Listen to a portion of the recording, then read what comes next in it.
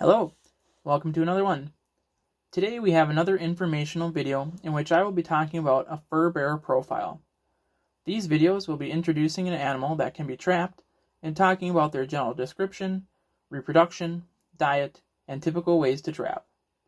Please like and subscribe to Outdoor Experiences, as every view and subscription helps us make videos for you all to enjoy. Today's animals are from the cat genus Lynx. The Canada lynx, or Lynx canadensis, and the bobcat, Lynx rufus. For this video, I will refer to the Canada lynx as just lynx.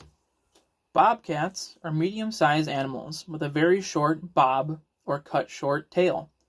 They have light brown or gray fur on the top and white fur, often with black spots on the belly. Lynx also have brown fur with white undersides, but they have long ear tufts and a pronounced goatee under the chin. The hind legs appear longer than the front legs. Bobcat adults are 26 to 36 inches long, plus a 4 to 7 inch tail. Adult females weigh 20 to 25 pounds and males about 30 pounds. Canada lynx are also about 3 feet in length and weigh from 20 to 44 pounds. Baby bobcats are usually born during late March through May in a litter of 2 to 4 kittens.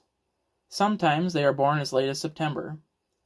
Dens are often in a brush pile or fallen hollow tree and are lined with moss and leaves before the female gives birth.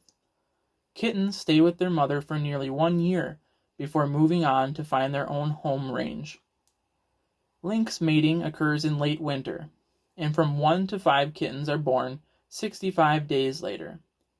In years of low or average snowshoe hare numbers, few or no kittens survive, but when the hares are abundant, kitten survival is very high. Kittens stay with their mother for 1 year before dispersing to their own home range.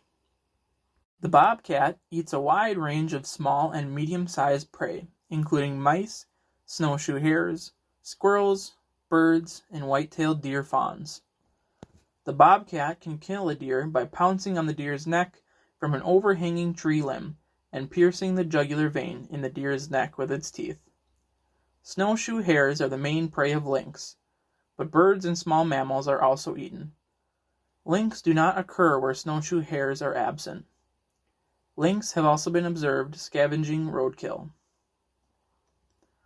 Other predator species such as the fisher and coyote may compete with the bobcat for food and habitat, and sometimes will kill a bobcat. A bobcat will also kill a fisher or coyote, if given the chance. Being a large predator itself, lynx have few predators, but lynx have been killed by wolves, fishers, bobcats, and coyotes. The historical range of the bobcat was from southern Canada throughout the United States and as far south as the Mexican state of Oaxaca, and its current range includes much of this area.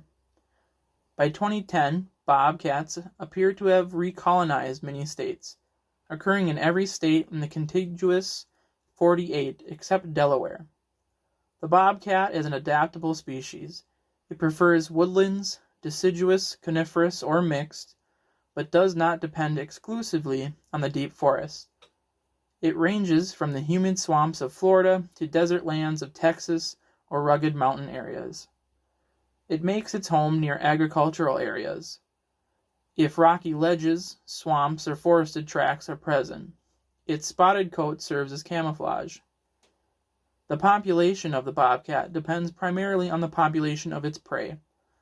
Other principal factors in the selection of habitat type include protection from severe weather, availability of resting and den sites, dense cover for hunting and escape, and freedom from disturbance. The Canada lynx occurs predominantly in the dense boreal forests of Canada, and its range strongly coincides with that of the snowshoe hare. In the past, the lynx occurred from the northern U.S.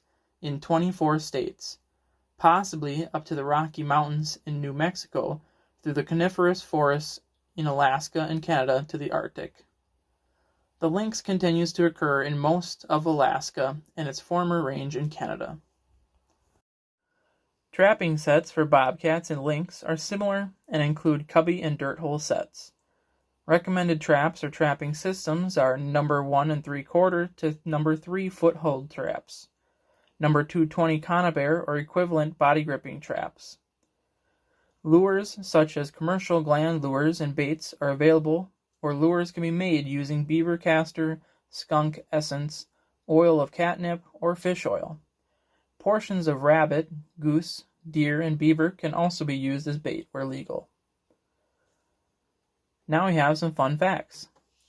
In Native American mythology, the bobcat is twinned with the coyote to represent the theme of duality.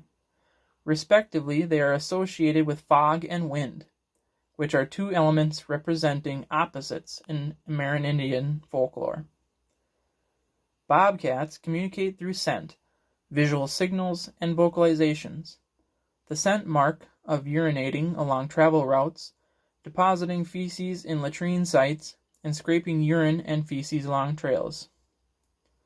These marks can also indicate that a specific den is being used by a female and her kittens. They also signal that a female is receptive to mating or delineate a home range. Bobcats use body postures and facial expressions as close-range signals to warn off intruders. Bobcats rarely mew like domestic cats, but will chortle and make bird-like chirps. During mating season, their vocalizations resemble that of a screaming domestic alley cat. A specialist predator, the Canada lynx depends heavily on the snowshoe hare for food. This leads to a prey-predator cycle, as Canada lynx respond to the cyclic rises and falls in snowshoe hare populations. The Canada lynx population increases with an increasing hare population. If the hare population decreases in a given area, it moves to areas with more hares and has fewer offspring. The lynx hunts mainly around twilight or at night, when snowshoe hares tend to be active. The lynx waits for the hare on specific trails or in ambush beds, then pounces on it and kills it by a bite on its head, throat, or the nape of its neck. A Canada lynx was shot near Newton Abbot in the United Kingdom in 1903 after it attacked two dogs. The animal remained unidentified at the time and was preserved by Bristol Museum and Art Gallery and was finally identified in a 2014 study. The researchers concluded it had probably been captive for some time, perhaps as an exotic pet or part of a traveling menagerie, but may have survived for a substantial period after escaping. They considered it the earliest recorded example of an exotic cat on the loose in the United Kingdom. Thanks again for watching this episode of Outdoor Experiences. Please like, share, and subscribe. If you have any questions or comments, feel free to ask them in the comment section and we'll do our best to answer. If you have a fur bearer that you'd like us to cover in the next fur bearer profile, put that down in the comment section too. Thanks again for watching, and we'll see you on the next one.